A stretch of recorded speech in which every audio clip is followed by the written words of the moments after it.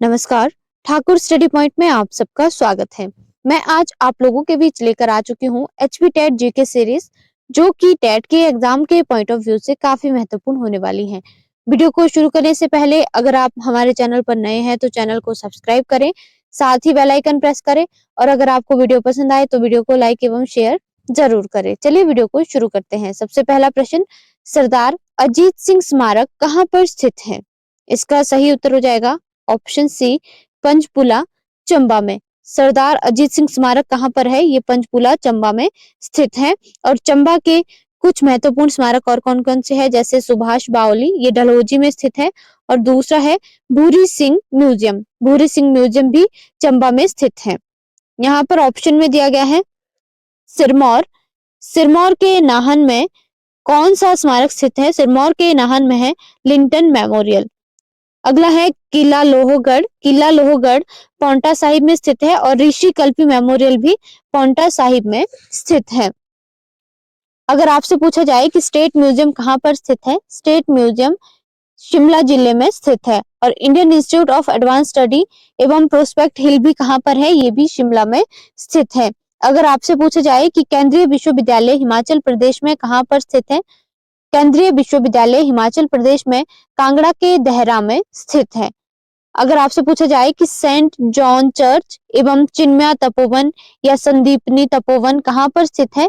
ये सारे धर्मशाला में स्थित हैं।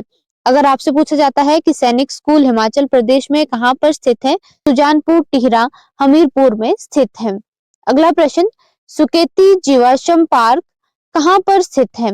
इसका सही उत्तर हो जाएगा ऑप्शन ए, सिरमौर में। जो सुकेती जीवाश्म पार्क है इसे शिवालिक जीवाश्म उद्यान के नाम से भी जाना जाता है। अगर आपसे पूछा जाए कि एशिया का पहला जीवाश्म उद्यान कहाँ पर स्थित है? एशिया का पहला जीवाश्म उद्यान हिमाचल प्रदेश के सिरमौर जिले में स्थित है। अगर आपसे पूछा जाता है कि जीवाश्मों की आयु का पता लगाने के लिए किसका प्रयोग किया जाता है? जीवाश्म की आयु का पता लगाने के लिए किसका प्रयोग किया जाता है? कार्बन 14। जो कार्बन 14 है इसे रेडियो कार्बन डेटिंग विधि भी कहा जाता है। अगला प्रश्न, हिमाचल प्रदेश कृषि विश्वविद्यालय की स्थापना कब हुई थी? इसका सही उत्तर हो जाएगा ऑप्शन सी, 1978 में। हिमाचल प्रदेश कृषि विश्वविद्यालय की स्थापना 1 नवंबर 1978 में हुई थी। और हिमाचल प्रदेश कृषि विश्वविद्यालय कहाँ पर स्थित है? ये कांगड़ा के पालमपुर में स्थित है। अगर आपसे पूछा जाता है कि एचपीयू की स्थापना कब की गई थी? इसका सही उत्तर हो जाएगा 22 जुलाई 1970 में। अगर आपसे पूछा जाए कि हिमाचल प्रदेश विश्वविद्यालय की स्थापना किस अधिनियम के द्वारा की जाती है? हिमाचल प्रदेश विधानसभा अधिनियम के द्वारा एचपीयू की स्थापना की जाती है।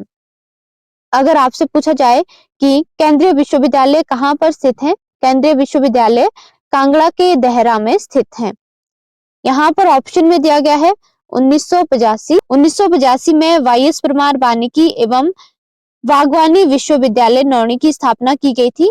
और वाईएस परमार वानिकी विश्वविद्यालय कहाँ पर स्थित है? ये सोलन में स्थित है। अगला प्रश्न, एससीईआरटी हिमाचल प्रदेश के किस जिले में स्थित है? इसका सही उत्तर हो जाएगा ऑप्शन बी, सोलन जिले में। एससीईआरटी का पूरा नाम क्या है? State council of education research and training. और ये कहाँ पर है? ये सोलन जिले में स्थित है।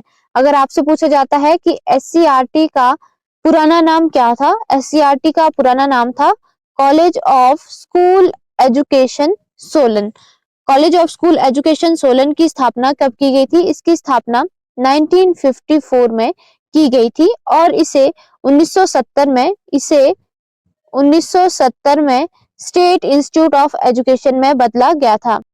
1984 में स्टेट इंस्टीट्यूट का पुनर्गठन करके एससीईआरटी की स्थापना की गई थी। अगर आपसे पूछा जाए कि एससीईआरटी की स्थापना कब की गई थी? एससीईआरटी की स्थापना 1984 में की गई थी। अगला प्रश्न, हिमाचल प्रदेश की नाथपा जाखड़ी जल विद्युत परियोजना किस नदी पर स्थित है? इसका सही उत्तर हो जाएगा ऑप्शन बी, सतलुज नदी पर। जो नाथपा जाखड़ी परियोजना है ये सतलुज नदी पर बनाई गई है और इसकी क्षमता कितनी है? इसकी क्षमता है 1500 मेगावाट बिजली उत्पादन की इसकी क्षमता है। और ये किस जिले में है? नाथपा जाखड़ी किन्नौर जिले में स्थित है। कहाँ पर है ये? किन्नौर जिले में स्थित है। और ये कब शुरू की गई थी? नाथपा जाखड़ी परियोजना 1993 में शुरू की गई थी। अगर आपसे पूछा जाए कि हिमाचल प्रदेश की सबसे बड़ी जल विद्युत परियोजना कौन सी है? हिमाचल प्रदेश की सबसे बड़ी जल विद्युत परियोजना नाथपा जाखड़ी परियोजना है और इसे केंद्र एवं राज्य की साझेदारी से बनाया गया था। अगर आपसे पूछा जाए कि हिमाचल प्रदेश की कौन सी जल विद्युत परियोजना पूर्णतः भूमिगत है?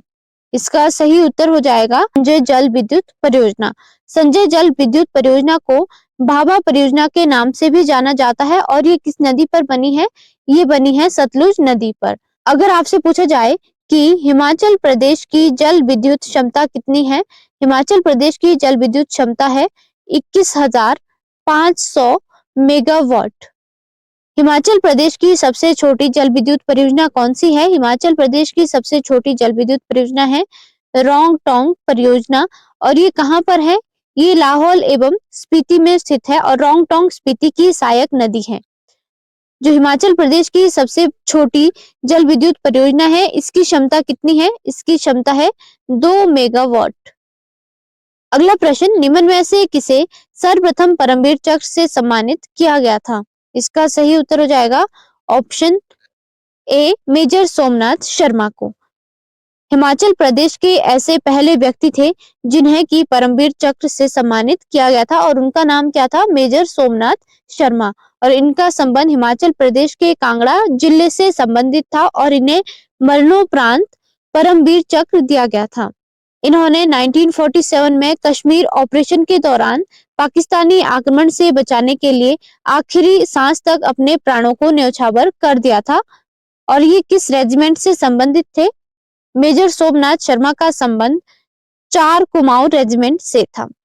अगर आपसे पूछा जाता है कि भारत का सर्वोच्च सैन्य पुरस्कार कौन सा है? भारत का सर्वोच्च सैन्य पुरस्कार है परमवीर चक्र पुरस्कार। इसकी शुरुआत कब हुई थी? परमवीर चक्र पुरस्कार की शुरुआत 26 जनवरी 1950 में हुई थी। कब हुई थी इसकी शुरुआत? 26 जनवरी 1950 में इसकी शुरुआत हुई थी और अब तक कितने हिमाचलियों को ये पुरस्कार दिया गया है? अब तक ये 4 हिमाचलियों को दिया गया है। और 4 हिमाचली कौन कौन से हैं? सबसे पहले है सोमनाथ शर्मा, दूसरे है कैप्टन विक्रम बत्रा, तीसरे है लेफ्टिनेंट कर्नल धन सिंह थापा और चौथे हैं सूबेदार मेजर संजय कुमार। अगला प्रश्न, भारतीय संविधान सभा की प्रथम अध्यक्षता किसने की थी? इसका सही उत्तर हो जाएगा ऑप्शन सी सच्चिदानंद सिन्हा ने। भारतीय संविधान सभा की प्रथम अध्यक्षता सच्चिदानंद सिन्हा के द्वारा की गई थी और ये अस्थायी अध्यक्ष थे। कैसे अध्यक्ष थे ये? अस्थायी अध्यक्ष चुने गए थे। अगर आपसे पूछा जाए कि पहली भारतीय संविधान सभा की बैठक कब हुई थी? पहली बैठक हुई थी 9 दिसंबर 1946 में हुई थी और ये कहां पर हुई थी? ये हुई थी नई दिल्ली में। अगर आपसे पूछा जाता है कि संविधान सभा का गठन किसके द्वारा किया गया था? संविधान सभा का गठन जुलाई 1946 में कैबिनेट मिशन की सिफारिश के आधार पर किया गया था और पहली बैठक में कितने सदस्यों ने भाग लिया था? पहली बैठक में 208 सदस्यों ने भाग लिया था। अब मैं बात करती हूँ दूसरी बैठक की। दूसरी बैठक कब हुई थी? दूसरी बैठक हुई थी 11 दिसंबर 1946 में और उसमें अध्यक्षता किसने की थी? अध्यक्षता की थी डॉक्टर राजेंद्र प्रसाद के द्वारा अध्यक्षता की गई थी और ये भारतीय संविधान सभा के स्थायी अध्यक्ष चुने गए थे। उपाध्यक्ष कौन थे? उपाध्यक्ष थे हरेंद्र कुमार मुखर्जी। संविधान सभा के सलाहकार कौन थे? संविधान सभा के सलाहकार थे BN राव। अगर आपसे पूछा जाए कि संविधान सभा ने भारत के संविधान को कब अपनाया था?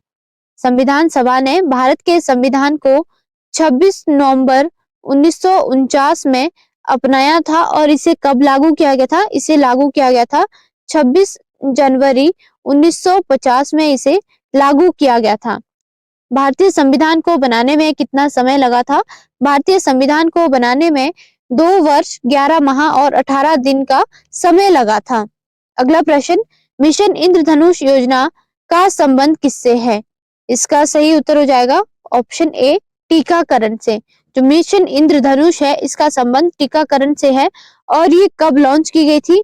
ये लॉन्च की गई थी 25 दिसंबर 2014 में। यहाँ पर ऑप्शन में दिया गया है बेटी बचाओ बेटी पढ़ाओ अभियान। जो बेटी बचाओ बेटी पढ़ाओ अभियान है ये कब लॉन्च किया गया था? ये लॉन्च किया गया था 22 जनवरी 2015 में। इसे लागू किया गया था किसके द्वारा? मानव विकास मंत्रालय के द्वारा इसे लागू किया गया था। अगला है जनधन योजना। जो जनधन योजना है ये 2014 में लागू की गई थी। किसके द्वारा? प्रधानमंत्री मोदी के द्वारा ये लागू की गई थी। अगली योजना है उज्ज्वला योजना। उज्ज्वला योजना 1 मई 2016 में शुरू की गई थी। कब शुरू की गई थी? उज्ज्वला योजना 1 मई 2016 में शुरू की गई थी, जिसमें कि गरीब परिवार की महिलाओं को मुफ्त में एलपीजी गैस कनेक्शन दिए गए थे। अगला प्रश्न, भूमध्य रेखा कितने डिग्री अक्षांश से होकर गुजरती है? इसका सही उत्तर हो जाएगा ऑप्शन ए, 0 डिग्री अक्षांश से। जो भूमध्य रेखा है ये पृथ्वी को 2 बराबर भागों में बांटती है। ये बांटती है उत्तरी गोलार्ध और दक्षिणी गोलार्ध में। उत्तरी गोलार्ध में 23.5 डिग्री पर कर्क रेखा स्थित है और दक्षिणी गोलार्ध में 23.5 डिग्री पर मकर रेखा स्थित है।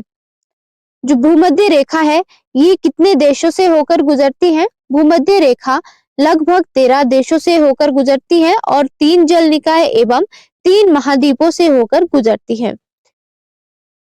ऐसे कौन से 3 महाद्वीप है जिनसे होकर भूमध्य रेखा गुजरती है? 3 महाद्वीप कौन से हैं? दक्षिण अमेरिका, अफ्रीका और एशिया। अगला प्रश्न, ऑपरेशन ब्लू स्टार का संबंध किससे है? इसका सही उत्तर हो जाएगा ऑप्शन ए, स्वर्ण मंदिर से। जो ऑपरेशन ब्लू स्टार है ये एक सैन्य अभियान था जिसका संबंध स्वर्ण मंदिर से है। ऑपरेशन ब्लू स्टार कब शुरू किया गया था? ऑपरेशन ब्लू स्टार 1984 में इंदिरा गांधी के समय में शुरू किया गया था और इसमें पंजाब अमृतसर में हरमंदिर साहिब यानी स्वर्ण मंदिर में हथियारबंद आतंकवादियों को हटाने के लिए इसे शुरू किया गया था। अब बात करेंगे कुछ महत्वपूर्ण सैन्य ऑपरेशन की, जैसे कि ऑपरेशन विजय। जो ऑपरेशन विजय है ये 1999 में कारगिल युद्ध के दौरान शुरू किया गया था। अगला है ऑपरेशन सहयोग। ऑपरेशन सहयोग 2018 में केरल में शुरू किया गया था जिसमें कि बाढ़ से प्रभावित लोगों को बचाया गया था। आज के लिए इतना ही, धन्यवाद।